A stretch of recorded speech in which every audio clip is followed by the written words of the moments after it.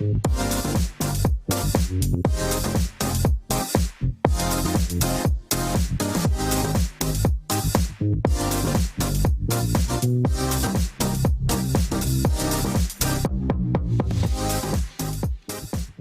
welcome to Real People with Stan Simpson, a program about Connecticut people and compelling issues, making a point to drop in every Sunday morning at 10:30. Today, folks, we talk about relationships. Connecticut's Cordea Reid overcame the horrors of an abusive relationship years ago and eventually found true love and established a new family. This author and entrepreneur now encourages other abused women to turn their pain into purpose by writing about their experiences. She certainly did the same thing. Her new book is entitled Courage and Perseverance. Welcome to the show. From Kingston, Jamaica, Hi. the girl who grew up in the yard, right? From Kingston, Denham Town, Mango and Curly Goat, right? You know, I know a little about that, right? Thank you for having me. So bring us back to Jamaica, 1980s and 90s, young girl growing up. What is life like in Jamaica? Life in Jamaica was very good. No stress. You just go to school, come home, do your homework, just hang out with your friends, just have fun as a young person. You get the yam and the breadfruit. You got everything. Ground provision. Fresh fish, right? Good food. Ackee and saltfish. Every day. Breakfast. So you're a young girl, you grew up in kind of a strict upbringing, right? Yes. But now, good. Even though we live in Denham Town, Kingston, Tivoli Garden, you know, the bad part of Jamaica, we wasn't raised as if we were still living in the ghetto. Right. We were raised with, with respect, class, dignity. My grandaunt raised us, so we were growing up pretty good there. Mm-hmm. Yeah, we had a strict bedtime. We need to be in the house at a certain time. We have dinner together as a family. So we live in the ghetto, but we wasn't raised as if we were in the ghetto. Right. Well, folks don't realize the Jamaican culture is pretty much of a strict culture, right? Yes, we are. It's big on education and spirituality, right? Yes. And family and integrity, right? So it's a very, but now, so you were, as a teenager though, got a little rambunctious, found yourself pregnant at age 15. Correct. Right? First love, get pregnant. So what is that like now? Now you're a teenager on the island, you're pregnant, and what's happening with young Cordea? Young Cordea, I found out I was pregnant while at school. I used to go to Gainstead in Uptown Kingston.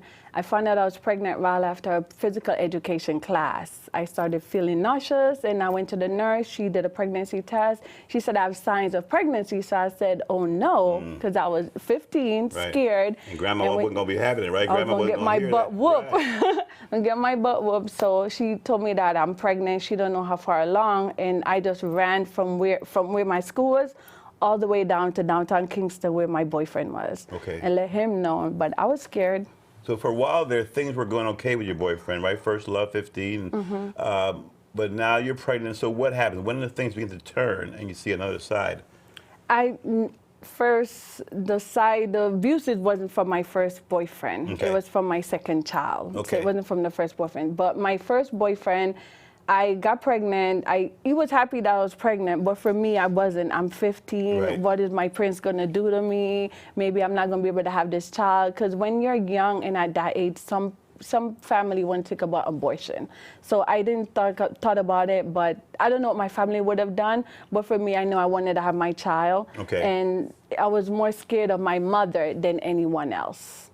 So bring us down, because we have about 4 minutes left. Bring us down to the relationship where it became dysfunctional for you. You brought us to being a teen mom. Now bring us to the relationship that sort of turned sour. How did that sort of evolve? The relationship turned sour on my second child. The first child, I got pregnant. I left Jamaica because my mom wanted me to have the child here. Yes. Okay. Wanted me to have the baby here. So I didn't really have a love relationship with my first boyfriend because right after being pregnant, I leave Jamaica and come here.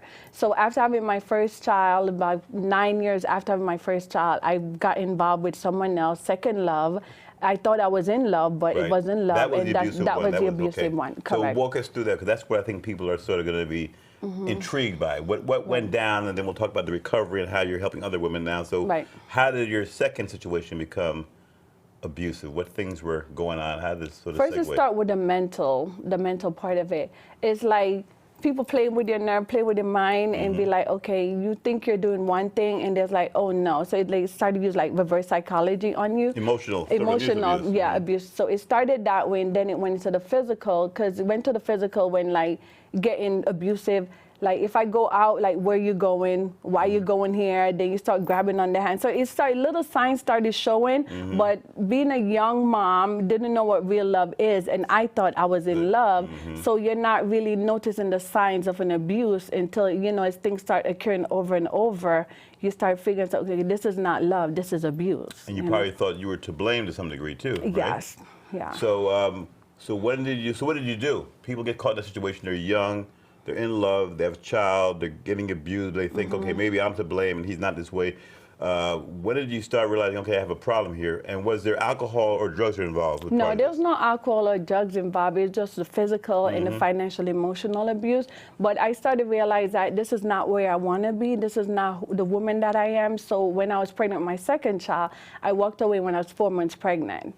Still a single mom. And I said, you know what, enough is enough. If I raise my first child with my mom and my grand-aunt help, I could do that with my second child. So I just left the relationship. Now, what was the financial abuse? What is that? Financial abuse is, I used to, like, when I was younger, my mom taught me how to save. So I would save, and then when I came here, I got my documents, and we save, we throw susu. I don't know if you know what partner. So where we save money that way. I know that these folks don't know that. Partner is where you basically put money together with other people. You put up $100 a week with 100 people, folks. So as opposed to using the bag, and then you draw each week. You have 100 people. They put $100 in each week, and then each person draws whatever that is each week, right? So a way to circumvent the banks and kind of create your own money. That's a good saving option, yes. Right. So I did that. So by the time I was 23, 24, I had over $50,000. So I was in this relationship. So financially, I'm paying for rent, buying clothes, sending money back home for his kids. You know, a whole bunch of stuff I was helping because, again, I don't know what real love is.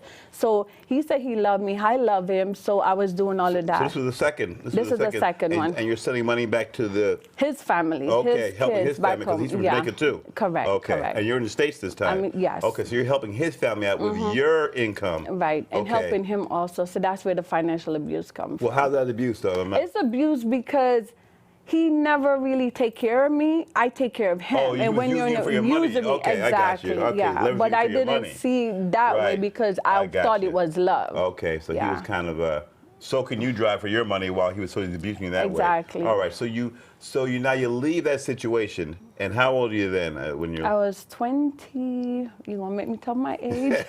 20-something. I was in my 20s. I was in my 20s, pregnant, 4 months with my second child. So I just decided this is not for me. So what's going through your head at that time? To what degree? Self-esteem issues. How are you feeling about you? You made a very tough decision to leave a man who you're having a baby with, right? Alone, pretty much single. So what's going through young Cordea's mind at that time? It wasn't a self-esteem issue. It was more like I was looking for love in the wrong place. You know, you with someone, you feel like they love you and they don't love you. They show you that they love you a little bit here, a little bit there, but it's just not true love. Right. It's to love you for what I can get from you. So you realized that you were looking in the fishing in the wrong pond. Exactly. But you weren't having any self-esteem problems, right? No, it wasn't self-esteem or any confidence. It was just like love. I was looking for love. I didn't know what love is. Okay, and then you found something. Love. We're going to talk about that. We're going to have the audience hang out for a second. We're going to tease them a little bit, Cordea. Have them hang on and find out what you now found true love. We're going to continue our conversation about relationships with Connecticut's Cordea Reid. She overcame the horrors of an abusive relationship, found true love, and established a new family. This author and entrepreneur now encourages other abused women to turn their pain into purpose by writing about their experiences, like in her new book, Courage and Perseverance. We are back after this.